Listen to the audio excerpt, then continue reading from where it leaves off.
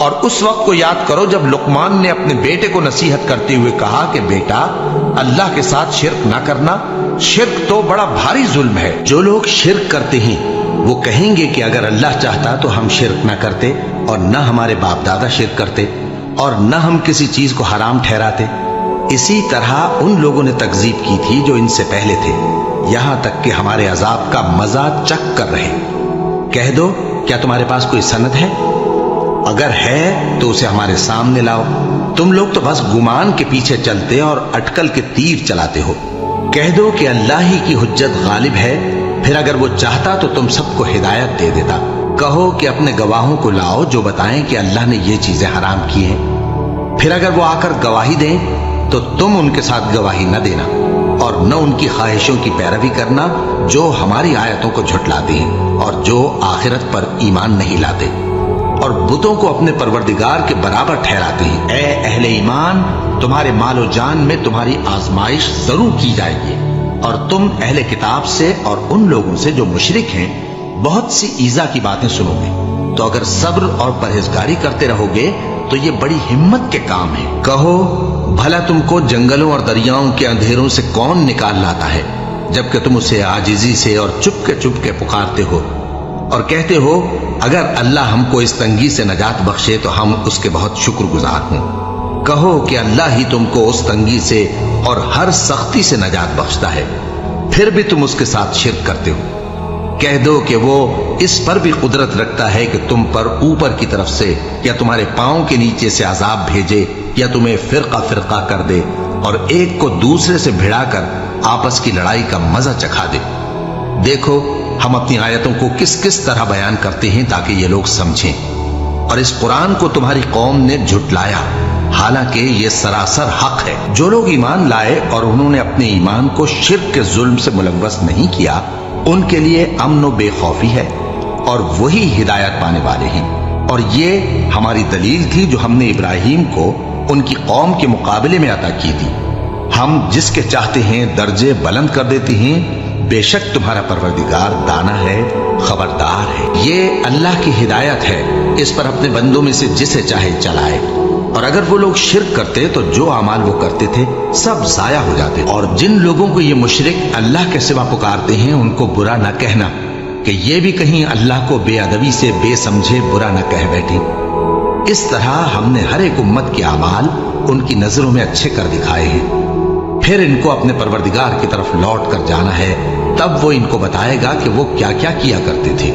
اور یہ لوگ اللہ کی سخت سخت قسمیں کھاتے ہیں کہ اگر ان کے پاس کوئی نشانی آئے تو اس پر ضرور ایمان لے آئیں گے۔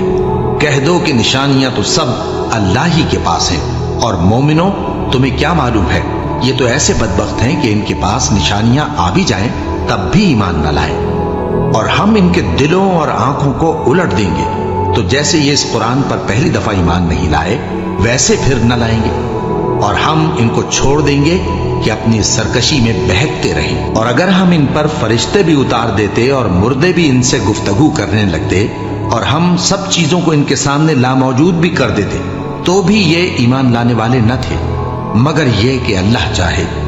بات یہ ہے کہ یہ اکثر نادان ہے۔ اللہ اس گناہ کو نہیں بخشے گا کہ کسی کو اس کا شریک بنایا جائے، اور اس کے سوا اور گناہ جس کو چاہے معاف کر دے، اور جس نے اللہ کا شریک مقرر کیا اس نے بڑا بہتان باندھا۔ کیا تم نے ان لوگوں کو نہیں دیکھا جو اپنے آپ کو پاکیزہ کہتے ہیں؟ نہیں، بلکہ اللہ ہی جس کو چاہتا ہے پاکیزہ کرتا ہے، اور ان پر دھاگے برابر بھی ظلم نہیں ہوگا۔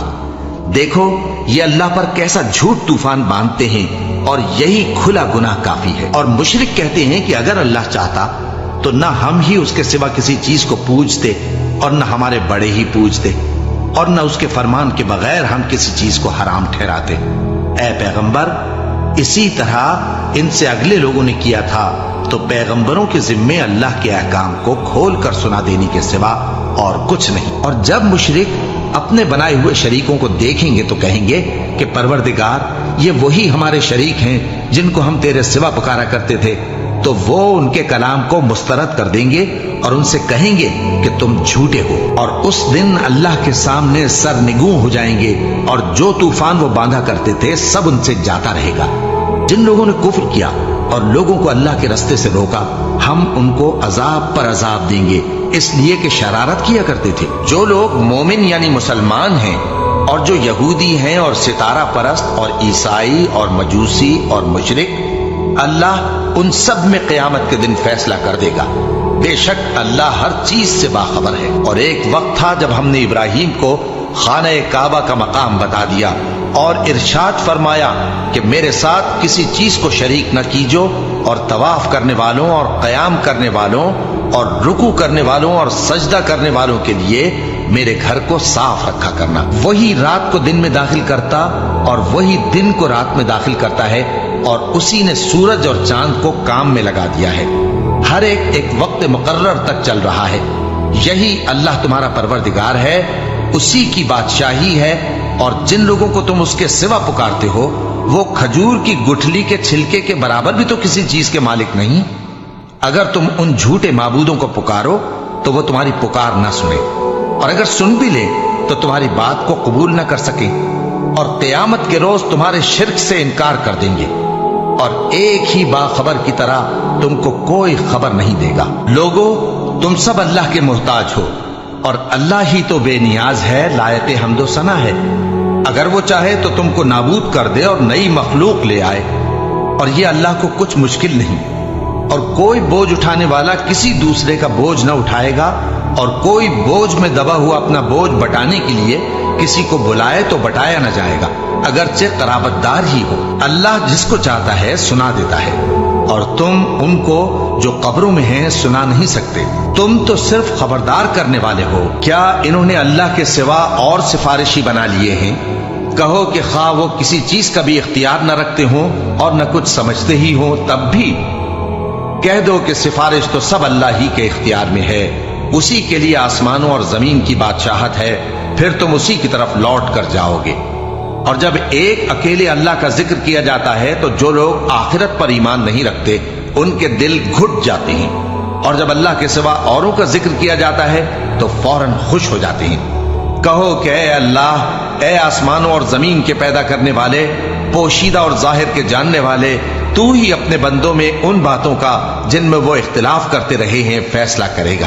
اور اگر ظالموں کے پاس وہ سب مال و متاع ہو جو زمین میں ہے اور اس کے ساتھ اسی قدر اور ہو، تو قیامت کے روز برے عذاب سے رہائی پانے کے بدلے میں دے ڈالیں، اور ان پر اللہ کی طرف سے وہ امر ظاہر ہو جائے گا جس کا ان کو خیال بھی نہ تھا، اور ان کے اعمال کی برائیاں ان پر ظاہر ہو جائیں گی، اور جس عذاب کی وہ ہنسی اڑاتے تھے وہ ان کو آ گھیرے گا۔ اور اے پیغمبر، تمہاری طرف اور ان پیغمبروں کی طرف جو تم سے پہلے ہو چکے ہیں یہی وہی بھیجی گئی ہے کہ اگر تم نے شرک کیا تو تمہارے اعمال برباد ہو جائیں گے اور تم نقصان اٹھانے والوں میں ہو جاؤ گے، بلکہ اللہ ہی کی عبادت کرو اور شکر گزاروں میں رہو۔ لوگوں، ایک مثال بیان کی جاتی ہے، اسے غور سے سنو کہ جن لوگوں کو تم اللہ کے سوا پکارتے ہو وہ ایک مکھی بھی نہیں بنا سکتے، اگرچہ اس کے لیے سب اکٹھے ہو جائیں، اور اگر مکھی ان سے کوئی چیز چھین لے جائے تو اسے اس سے چھڑا نہیں سکتے۔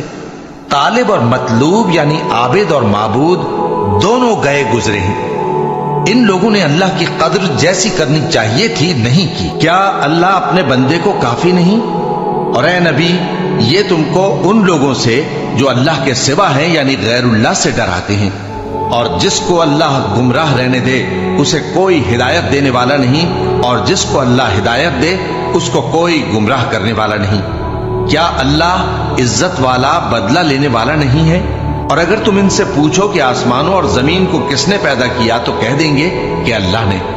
کہو کہ بھلا دیکھو تو جن کو تم اللہ کے سوا پکارتے ہو، اگر اللہ مجھ کو کوئی تکلیف پہنچانی چاہے تو کیا وہ اس تکلیف کو دور کر سکتی ہیں؟ یا اگر وہ مجھ پر مہربانی کرنا چاہے تو کیا وہ اس کی مہربانی کو روک سکتے ہیں؟ کہہ دو کہ مجھے اللہ ہی کافی ہے، بھروسہ رکھنے والے اسی پر بھروسہ رکھتے ہیں۔ اور یہود کہتے ہیں کہ عزیر اللہ کے بیٹے ہیں، اور عیسائی کہتے ہیں کہ مسیح اللہ کے بیٹے ہیں۔ یہ ان کے منہ کی باتیں ہیں، پہلے کافر بھی اسی طرح کی باتیں کہا کرتے تھے، یہ بھی انہی کی ریس کرنے لگے ہیں۔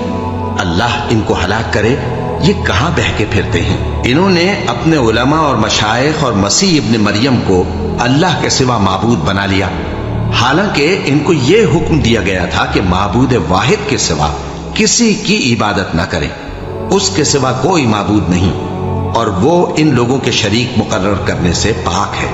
ये चाहते हैं कि अल्लाह के नूर को अपने मुंह से फूंक मारकर बुझा दें, और अल्लाह अपने नूर को पूरा किए बगैर रहने का नहीं, अगरचे काफिरों को बुरा ही लगे।